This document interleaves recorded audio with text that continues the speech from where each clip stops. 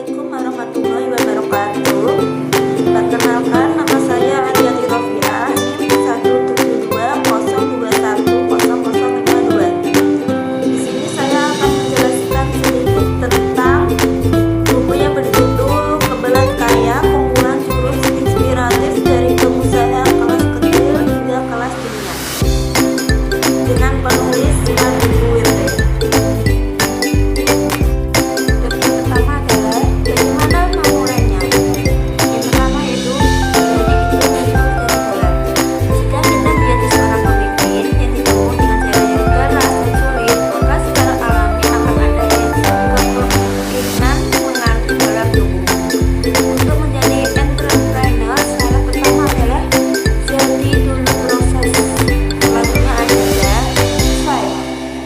Yaitu hal yang paling penting adalah memberanikan diri kita untuk menjadi seorang pengusaha andal.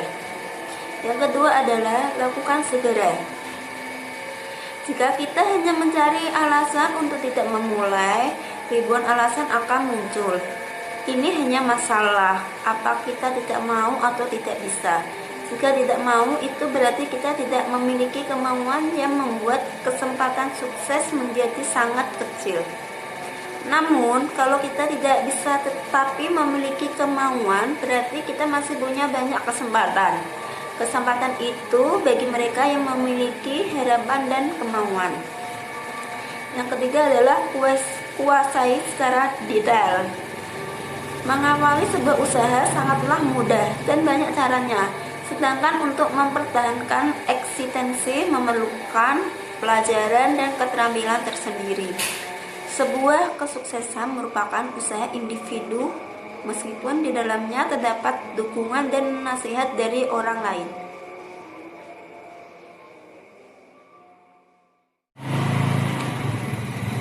Yang keempat adalah berbeda itu sebuah strategi. Dari 6 miliar manusia yang terlahir di dunia, tidak ada satupun yang serupa. Agaknya hukum alam menakdirkan setiap makhluk terlahir berbeda. Selanjutnya, menemukan perbedaan menjadi diri agar saling melengkapi. Yang kelima adalah berjuang itu butuh siasat. Dalam bisnis, kita harus berani dan perlu mengedepankan sikap atau semangat juang. Seorang entrepreneur tidak boleh mudah percaya sebelum mencobanya. Yang keenam adalah menaklukkan investor. Pada dasarnya, kebutuhan manusia yang tertinggi adalah pembuktian diri. Inilah yang paling kuat mendorong manusia untuk maju, bermimpi, melakukan, dan menjadi pemenang adalah sebuah perasaan yang tidak ada bandingannya. Bab 2 adalah bagaimana sih menjadi entrepreneur? Yang pertama itu bermula dari impian. Impian di dalam benak kita adalah motivator kesuksesan yang sangat ampun. Tanpa impian, dunia ini tidak berwarna dan tidak hidup. Semua hal yang diciptakan manusia semua diawali dengan impian. Para pemimpin besar seperti Leonardo da Vinci adalah orang-orang yang memancing para pelaku untuk mewujudkan impiannya. Yang kedua adalah lihat kebutuhan sekitar. Untuk mempertajam dan memperbanyak wawasan sebagai referensi, ikutilah beberapa forum silaturahmi, seminar, atau berbagi cerita mengenai orang-orang sukses agar lebih memotivasi kita. Cari tahu bagaimana mereka bisa sampai pada puncak kesuksesan. Tangkap setiap peluang, tidak ada usaha yang sia-sia. Peluang bisnis lain pasti mengikuti. Yang ketiga adalah empati membuat kita terlihat. Empati adalah mengerti apa yang diinginkan atau dirasakan oleh orang lain. Rasa empati sangat dibutuhkan oleh seorang entrepreneur dalam melayani mitra usaha, pegawai, dan pelanggan. Yang keempat adalah memberikan nilai tambah. Banyak pebisnis yang mengawali usahanya dengan menjual barang orang lain. Setiap bisnis akan menjadi peluang bisnis yang lainnya. Itulah sebuah nilai tambah. Banyak peluang bisnis yang muncul ketika kita cukup jeli melihatnya. kelima adalah menjual barang plus manfaatnya. Biasanya seorang pembeli sebuah produk didorong oleh rangsangan manfaatnya. Selain itu, apakah ada manfaat lebih dari hanya sekedar fungsi alat tersebut?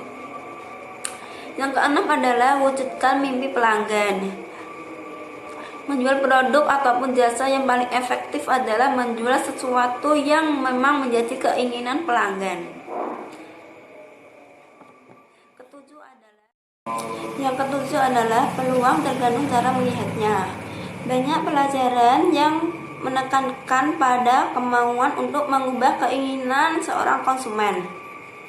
Bagi seorang entrepreneur, kebutuhan ini adalah peluang usaha dan akan melihat peluang sebagai pekerjaan berikutnya. Yang ketiga adalah bab 3, membidik pasar. Yang harus dilakukan yang pertama adalah butuh nyali untuk mewujudkan ide. Terlalu banyak teori terkadang membuat kita menjadi riku, bingung, bahkan ragu mengambil keputusan. Semenjak ide tercetus di pikiran kreatif bisa langsung dikerahkan atau biasanya tingkat keberhasilannya tinggi. Yang kedua adalah adrenalin dan seni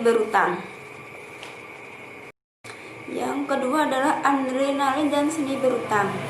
Dalam bisnis, berutang untuk tambahan modal kerja atau investasi itu adalah hal yang wajar. Ketiga adalah kejelian menangkap perbedaan. Marketing intelijen bertujuan untuk menentukan strategi dalam melakukan pengumpulan data yang biasanya menggunakan pikiran imajinatif pelanggan dan perilaku pesaing. Yang keempat adalah bangunlah komunitas. Membangun komunitas ini sesama pengusaha agar memudahkan dalam berbisnis. Yang kelima adalah prediksi sebuah fenomena.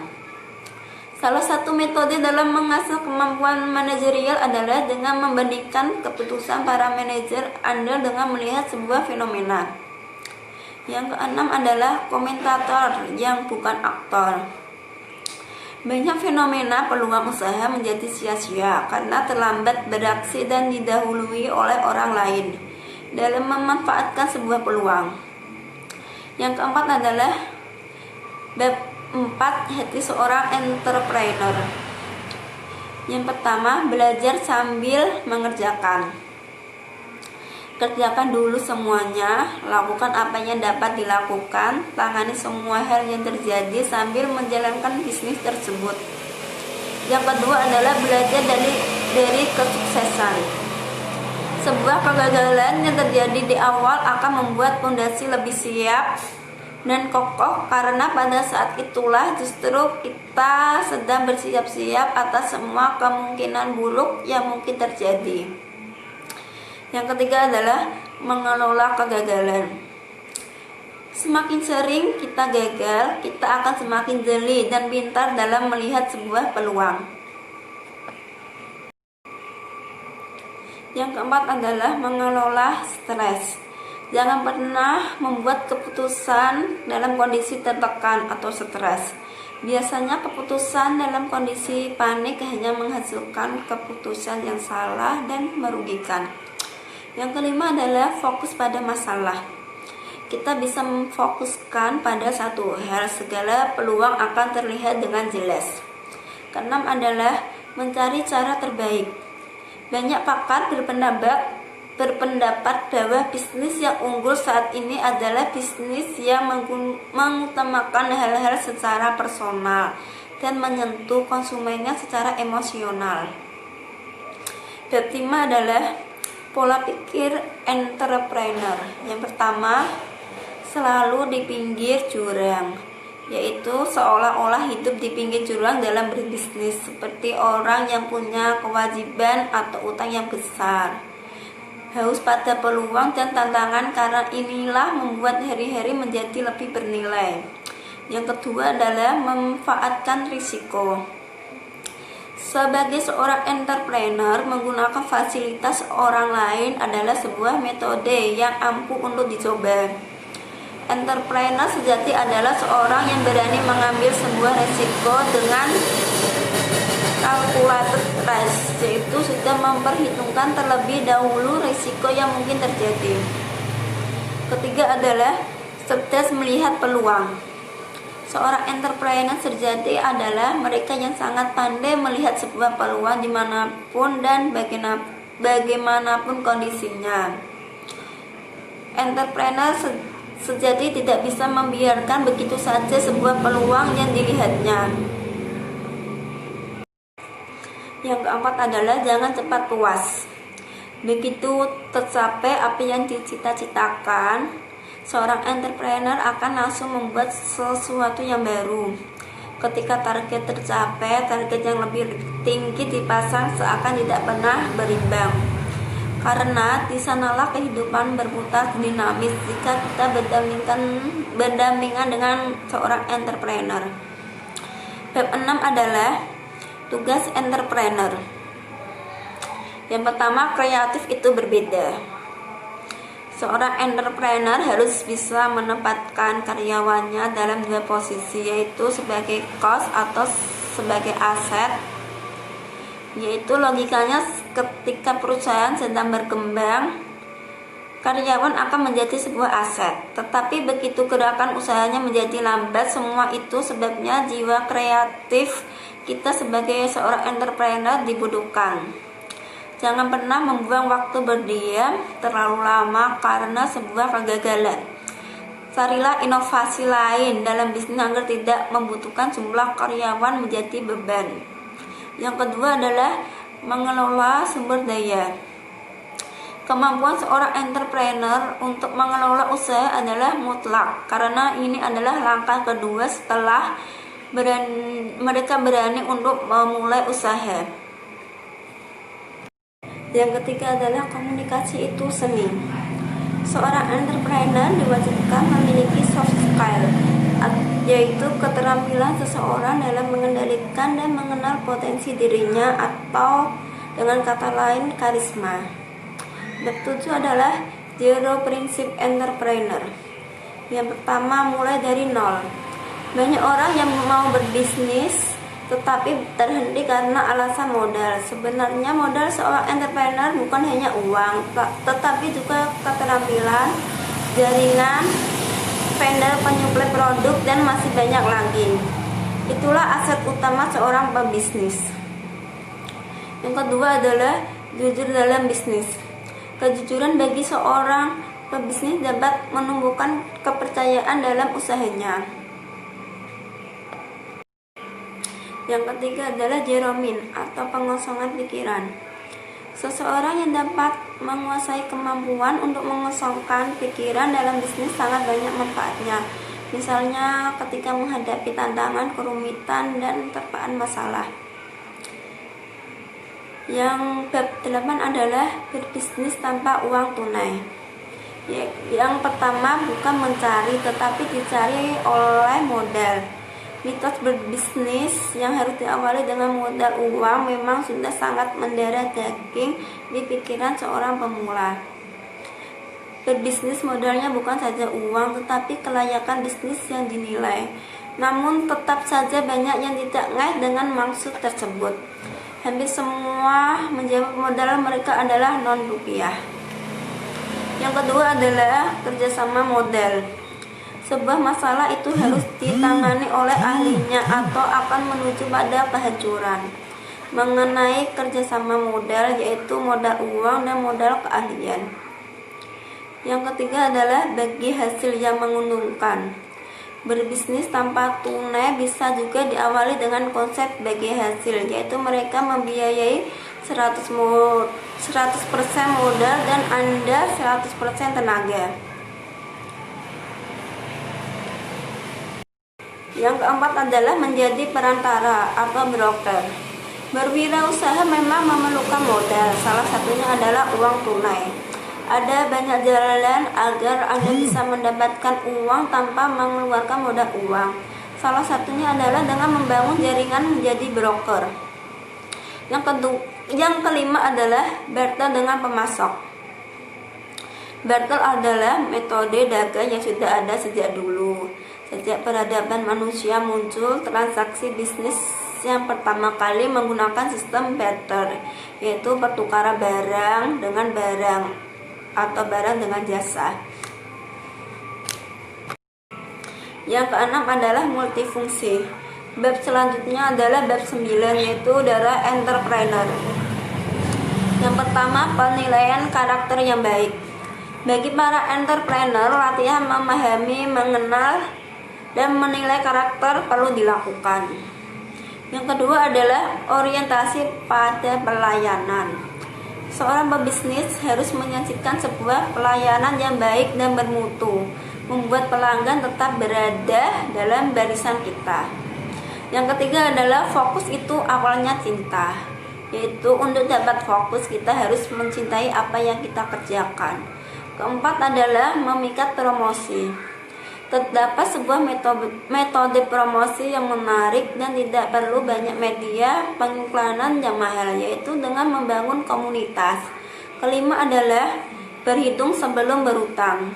Dalam menjalankan bisnis, banyak pengusaha yang menjual barangnya dengan strategi sistem kredit. Yang keenam adalah memilih orang yang tepat. Telitilah dalam merekrut dan pilihlah yang terbaik dan cocok menurut kita. Ketujuh adalah mencari dan menciptakan usaha. Memulai sebuah bisnis biasanya diawali dengan memiliki referensi sebuah produk yang baik, serta memiliki harga yang di bawah harga pasar. Kedelapan adalah peluang itu membutuhkan kecepatan. Kehidupan seseorang akan lebih baik jika mau memanfaatkan setiap peluang tersebut. Yang kesembilan adalah sosialisasi dan promosi. Seorang entrepreneur sangat disarankan mempunyai jiwa sosial yang tinggi sehingga dapat dikenal di lingkungannya. 10 adalah pandangan jauh ke depan. Bab 10 yaitu aturan main entrepreneur. Yang pertama, berpikir positif. Bagi seorang entrepreneur, berpikiran dan berperilaku positif akan banyak mendatangkan rezeki yang energi positif. Yang kedua adalah jangan pelit ilmu. Berinvestasilah dalam hubungan masyarakat karena cara ini akan memudahkan dalam berbisnis. Ketiga adalah fenomena magis atau perdukunan. Keempat, menjual butuh strategi. Kompetisi bisnis pastinya akan selalu mengalami persaingan. Yang kelima, belajarlah dari pengalaman orang lain. Keenam, berinvestasilah. Sebagai entrepreneur, kita diharapkan memiliki aset yang bisa disadangkan untuk masa depan dan asuransi atau menabung.